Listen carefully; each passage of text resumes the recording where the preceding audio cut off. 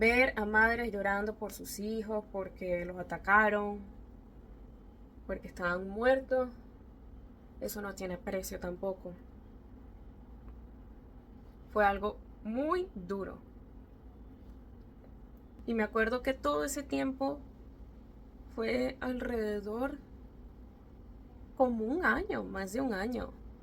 Al tiempo las iba pasando, las guarimbas eran menos, pero la ciudad, como estaba sucia, se quedó así de sucia. El gobierno o los gobernadores o alcaldes de las ciudades no iban, no arreglaban al momento las cosas que estaban dañadas, porque obviamente ellos no querían arreglar cosas que habían hecho en contra del gobierno. Decían siempre que es nuestra culpa, que era culpa de la oposición y todas esas cosas como siempre. Eh, Como consecuencia, a pesar de que tenían el dinero para arreglar esas cosas, se roban el dinero como siempre, se lo robaban. No era un secreto para nadie. Quizás después del tiempo empezaron a tapar algunos huecos en la calle y poner algunas luces, acomodar otra vez los semáforos, pero ya no era que había un plan de reorganizar la ciudad. Entonces, ¿cómo tú ves allí esa situación de que, ok, está pasando algo para que el país se recupere? Y igual ellos respondían amedrentándonos de que ellos no les importaba arreglar la ciudad después de todos los daños. Si esos daños lo hicieron los estudiantes, eso no es una respuesta para el pueblo. Eso no es justo para la ciudad, no es justo para el pueblo en general. Los hospitales. Ay, Dios mío, esos hospitales. Pobres hospitales. Los hospitales públicos de Venezuela, eh, muchos en el interior del país, fuera de Caracas y de las ciudades grandes, grandes, no funcionan correctamente, no hay insumos, no hay medicinas, no hay cómo atender, no hay suturas, no hay los implementos necesarios para atender alguna emergencia y emergencias grandes mucho menos, sino por medio de clínicas. Clínicas son hospitales privados eh, que la gente paga y pueden atenderse. Las clínicas, había un momento en que estaban llenas, habían clínicas que a veces no recibían a los a las personas porque después tenían miedo de que los militares entraran a las clínicas y podían atacar. O quizás a veces las clínicas no tenían los insumos suficientes porque ya eran muchas personas que estaban eh, ingresadas en las clínicas. Total que en ese tiempo uno no podía llevar una vida normal como antes, por decir. Obviamente uno no podía salir a un café, a tomarse un café, a pasear en una plaza, a ir a una discoteca, por decir. Podías ir al centro comercial, pero había muchos comercios cerrados.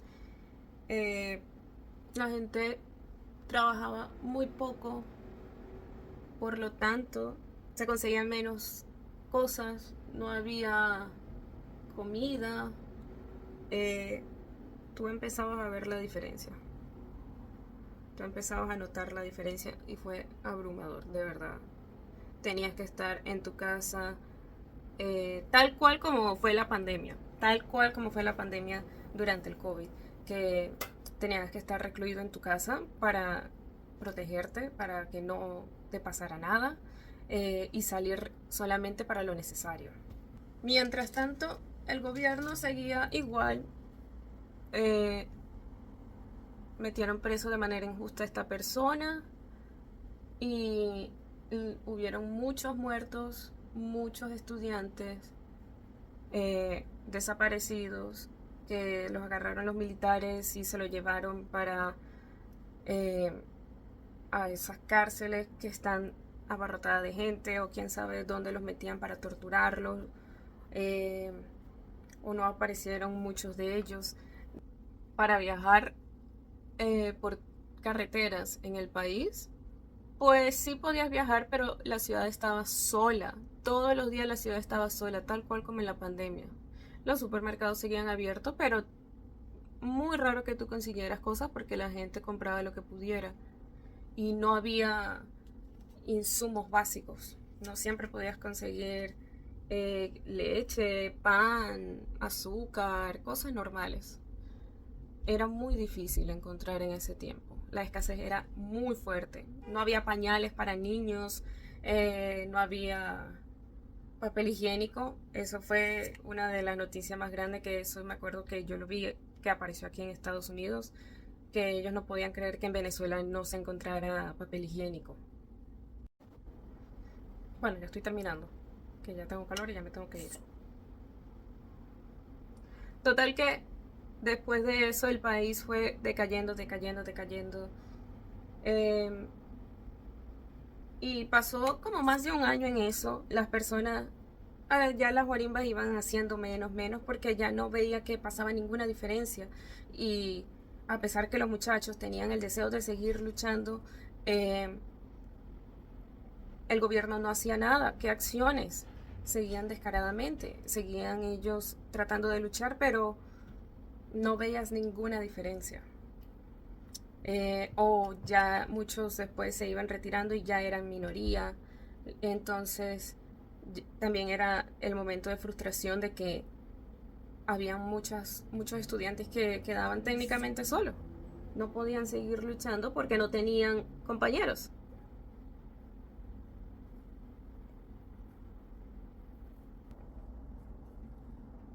Después de eso, el país como que quedó desilusionado, quedó como cansado de esas luchas.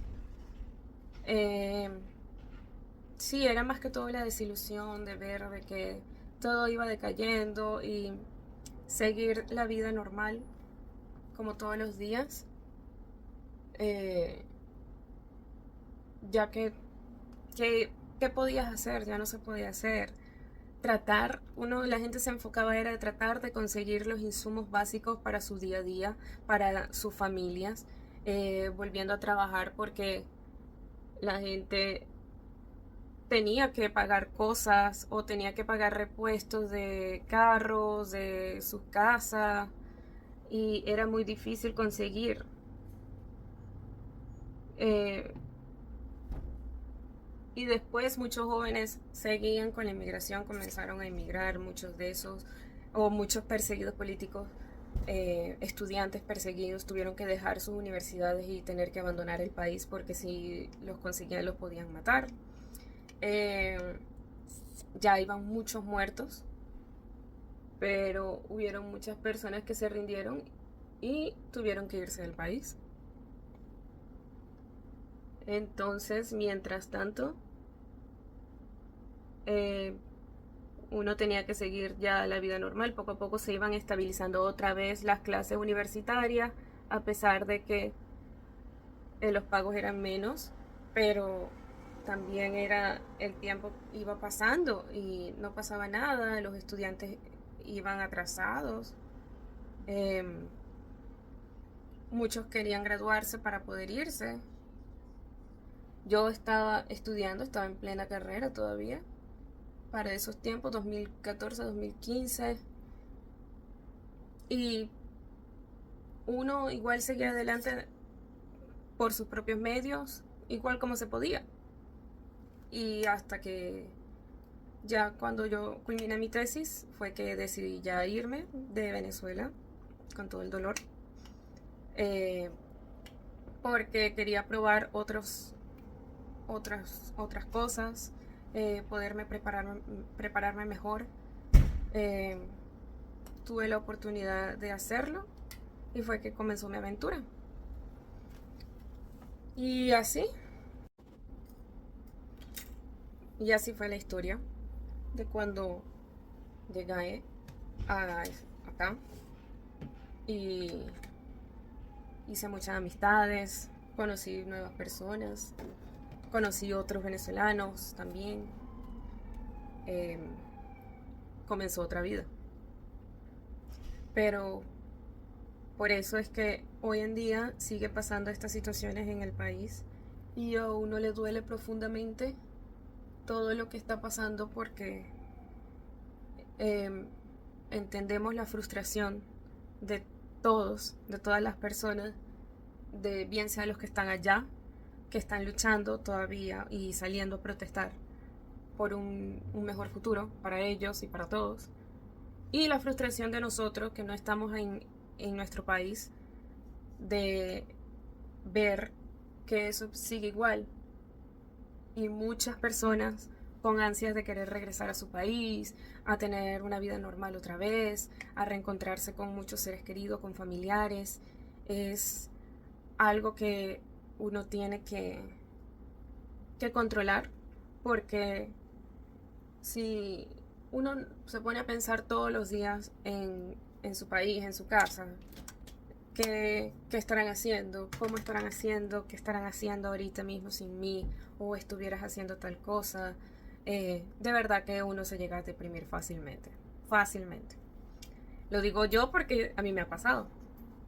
Entonces, para mí, mi mejor opción ha sido, eh, a veces, ya cuando pasa del tiempo, ya tú comienzas a desprenderte un poco más, a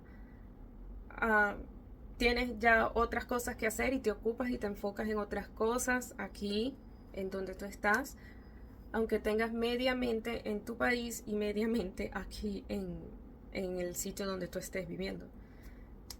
Bueno, ese es mi caso. Ese es mi caso.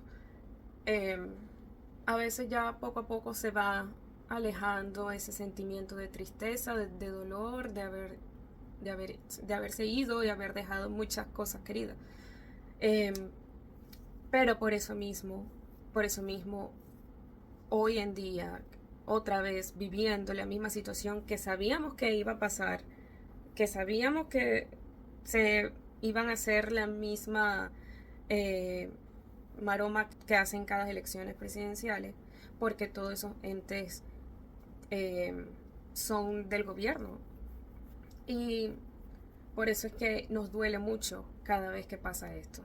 A pesar de todo, cuando vino estas elecciones, yo no estaba pendiente de eso porque uno se ocupa de verdad, uno tiene aquí muchas preocupaciones, ocupaciones, y, y lo último como que uno sabe de que ok, hay elecciones este año en mi país, ok, bien, y ya. Pero no otra vez estar pendiente qué dicen, qué ha pasado, qué. Porque si yo me pongo a pensar en cada momento sobre esas cosas y estar 24 horas en Venezuela, me privo de hacer otras cosas aquí, o quizás me bloqueo mentalmente para seguir haciendo mis labores aquí en donde estoy viviendo, y quizás no haga el trabajo bien. Así como también de que es difícil sentirte mal y tú queriendo expresar todo lo que tú sientes, pero no todo el mundo va a entender, no todo el mundo entiende la situación de nuestro país, no todo el mundo entiende lo que está sucediendo. La gente entiende lo básico, quizás se lo puedan imaginar, por más que se los contemos, pero muchos no entienden en sí la vivencia. Yo creo que lo más parecido que la gente aquí, por ejemplo en Nueva York, un buen ejemplo para explicar lo que hemos vivido es cuando sucedió lo de la pandemia. Cuando sucedió lo de la pandemia, yo todavía seguía trabajando, gracias a Dios, pero fue un momento de cierre, que había toque de queda, no, mucha gente las despidieron, había tranca por todos lados.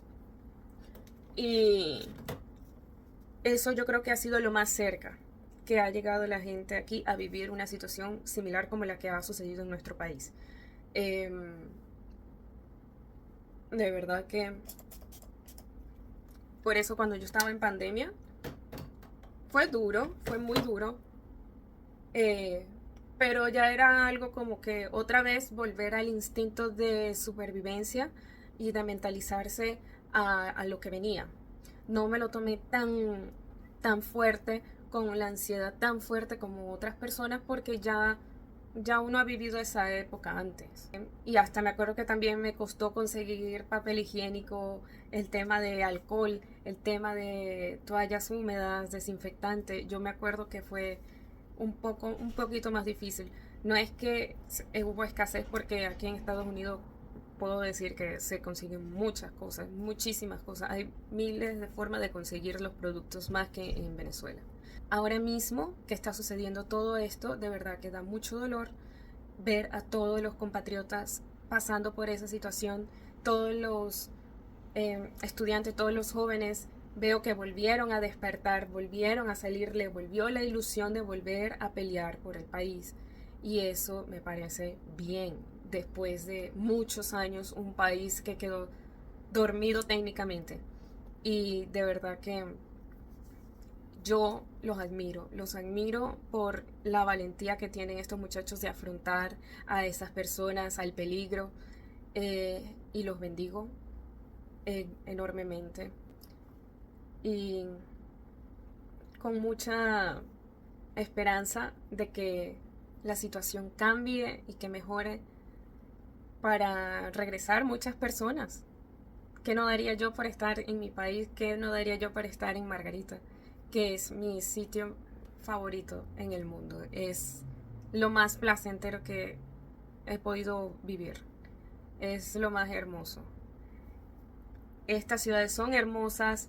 Tú tienes aquí mejor calidad de vida que en el país, pero yo siento que oh, no es igual.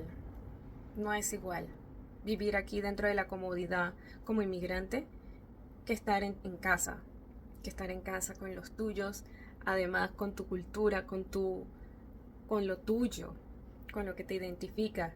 No tienes que estar explicando los sentimientos, ni no tienes que estar explicando el chiste a la persona para que entienda cómo uno se siente. De verdad que yo apoyo a esos muchachos, los entiendo y por eso ahora mismo es un sentimiento de esperanza mezclado con nostalgia y con preocupación. Los que estamos afuera, igual seguimos apoyándolos, seguimos pendientes de ustedes en las noticias, a veces como pueda, porque esa noticia también me da mucha tristeza, me da mucha migraña, me da mucha preocupación y te da mucha angustia y hay que saber controlarse. Así que nada, amigos, ya me tengo que ir, ya me voy, ya escucharon la historia de cómo fue el tiempo de las guarimbas en el año 2014, que fue la época que yo viví, eh, que fue una época fuerte. Ahora mismo supongo que debe ser algo igual, similar, y espero que todo mejore. Con todo el corazón, con todo el alma y toda la positividad para mi país, que lo amo y lo extraño tanto. Extraño a mi familia y les pido a todos que se cuiden, eh, y que sigamos adelante y con toda la buena vibra y con todos los pensamientos positivos para que podamos salir adelante. Esto es todo, amigos. Espero que se hayan entretenido un poquito o hayan entendido un poquito más sobre las cosas que han pasado en Venezuela. Y nos vemos en un próximo video. Chao.